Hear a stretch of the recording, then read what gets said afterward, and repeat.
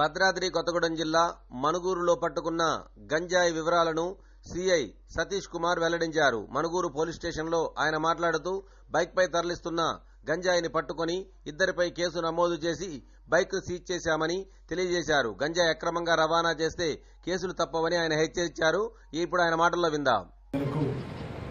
మణుగూరు వైపు నుండి హైదరాబాద్కు వెళ్తున్న ఒక ఇద్దరు వ్యక్తులు ఒక వాహనంపై కొంత గంజాయిని తీసుకుని వెళ్తున్న ముందస్తు సమాచారం మేరకు మేడా ప్రసాద్ తన సిబ్బందితో కలిసి రాజపేట క్రాస్ రోడ్ వద్ద వాహనం తనిఖీ చేస్తుండగా ఇద్దరు వ్యక్తులు గురు కిలా మరియు పోదు మంతాలు అనిద్దరు కూడా ఒరిస్సా రాష్ట్రానికి చెందిన మల్కన్గిరి జిల్లా చిత్రకొండ ప్రాంత వాస్తులు. వీళ్ళిద్దరు కూడా 14 కేజీల గంజాయి, దీని విలువ 3,45,000 ఉంటుంది.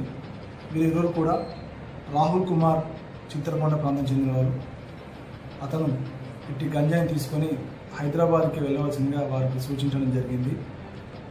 హైదరాబాద్లో ఒక వ్యక్తి మిమ్మల్ని వచ్చి కలుస్తారు అని చెప్పి ఒక ఫోన్ నెంబర్ని ఇవ్వడం జరిగింది.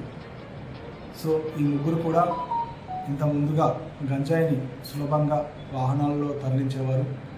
మాకున్న ముందస్తు సమాచారం మేరకు అటు ఇద్దరు వ్యక్తుల్ని ప్రస్తుతానికి అరెస్టు చేసి కోర్టుకు పంపడం జరుగుతుంది. ప్రస్తుతానికి రాహుల్ కుమార్ అనే వ్యక్తి పరారీలో ఉండడం జరిగింది.